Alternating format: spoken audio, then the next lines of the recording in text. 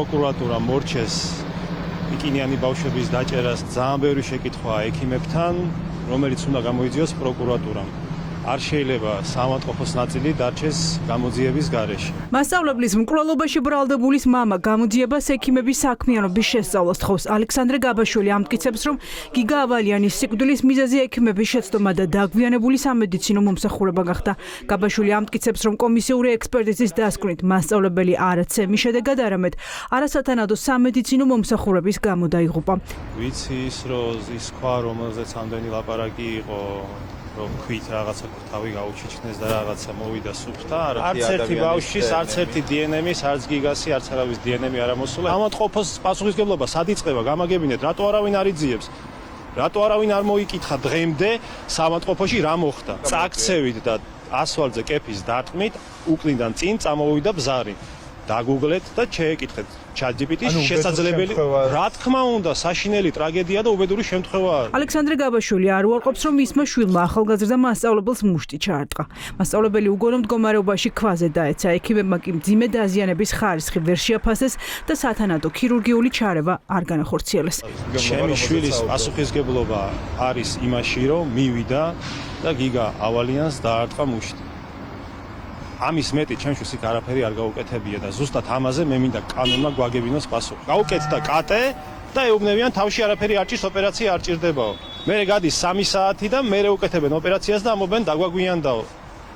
იგივე სამართალი მინდა, ზუსტად ის რასაც ითხოვს ქალბატონი ეკა, მეც ის მინდა, სამართალი მინდა ოღონდ. მე არ ვამბობ, რომ დამნაშავეები რამეში არ ვართ.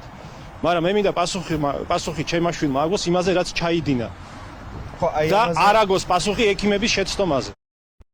გიგა ავალიანის გარდაცვალება შუბლის არეში ბლაგვის საგნით მიყენებულმა დარტყმამ გამოიწვია. კომისიური ექსპერტიზის დასკვნა პროკურატურამ დღეს სასამართლო პროცესზე გაასაჯაროვა.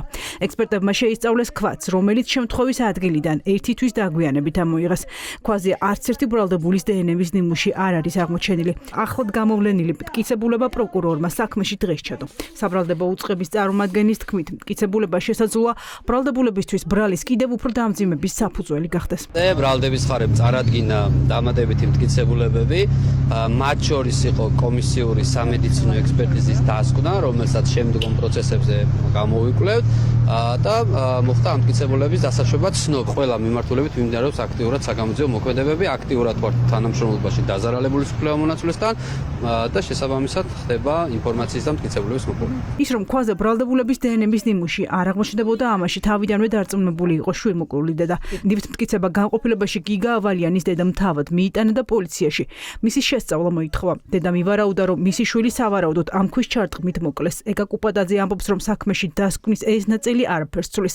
მკვლელობაში მონაწილე და ბრალდებული ყველაფერი უპირობოდ უნდა დაისაჯოს. ასეთია შვილმოკლული დედის მოთხოვნა. რომ ქვაზე მე დნმ-ს არ ცველოდი, იმიტომ რომ მთელი თვე გავიდა და ამის შემდეგ ვნახე და სწორედ ამიტომ გავმეორდები, რაც მანამდეც მაქვს ნათქვამი, არავინ არ დარჩება პასუხისგების მიღმა. ეს არის სწორედ იაგო ტალახაძის ბრალი და მე დავუსო საქართველოში საქმის მიფუჩეჩებას წერტილს ყველას ვაძლევ გარანტიას, რომ ვეღარ გაბედავს.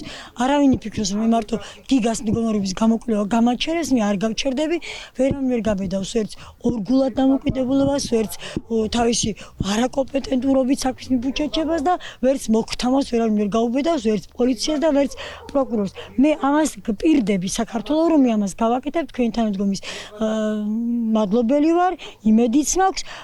აღარ იქნებიან საქართველოში იაგო ტალახაძეები და ლუკა გამყრელიძეები. ამიტომ არ აღმოჩნდა დნმ, რომ არიან იაგო ტალახაძეები და ლუკა გამყრელიძეები.